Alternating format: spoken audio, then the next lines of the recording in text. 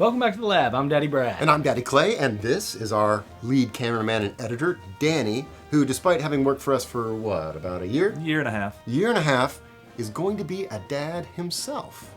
Daddy Danny.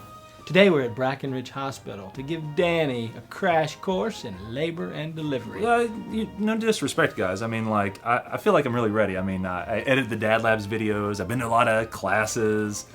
Dude, first of all, look at you. Noob.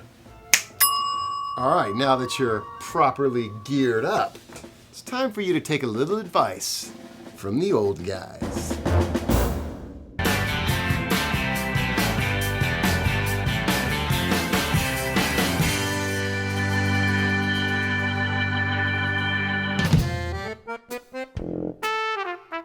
This episode is brought to you by DaddyScrubs. Be prepared, look the part, you're the daddy. So why are we next to the vending machines? Because you gotta stay sharp, man. That means proper nutrition and hydration.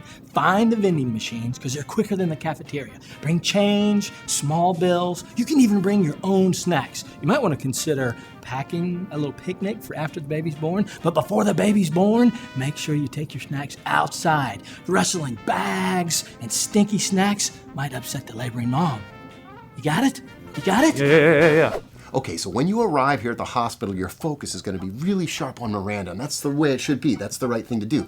But once you make it here into the labor and delivery room, give a moment and give some focus to the nurses that you meet. Make sure you learn their names and be really nice to them. Well, not really nice, but sort of nice, because if you're too nice, you got to watch out, because pregnant moms, expecting moms, delivering moms, they got a stink eye that'll knock you down at 15 paces. But you want to be polite and establish a really good vibe, because these are the people that are going to be taking care of you for the next day or so.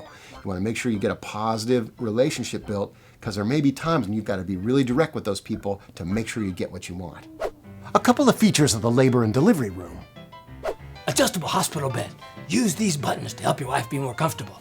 TV clicker, not for you. Stirrups down south, also not for you. Warming table where the baby goes after he's born.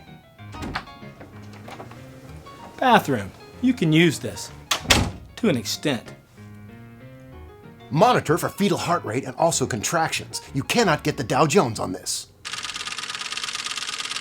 You're a camera guy, so I know you're gonna have the camera and the phone batteries all charged up. But don't let your artsy-fartsy documentary filmmaking side take over. Don't miss everything because you're behind the camera. Get in there, experience what's going on, and make sure you put down a nice playlist of songs that you and Miranda like. Things that are soothing and nice for the room. Yeah, and speaking of soothing, foot rubs. Lots of foot rubs. You might want to go on 5min.com, pick up some specific techniques on how to do a great foot rub. Yeah, foot rubs. And push present. Do you have a push present? Push present. You gotta have the push present. You gotta have the push present. What's a push present? We failed, Brad. It's a small token to say thank you for bringing our baby into the world. You've worked so hard. So I'm supposed to give her a present every time she pushes? No, this is for after the baby is born, when things have calmed down. Maybe the baby's sleeping. You find a quiet moment. You bust out that picnic that you packed, and some small token, maybe a framed photograph from the pregnancy, something with the baby's name on it, if you've decided on that. Something to say, hey honey, you rocked it. And last but not least, hold that baby as much as they'll let you. Don't be shy. Get in there, hold that baby. It's your child. Daddy Brad, I think he's ready. He's ready. I'm ready.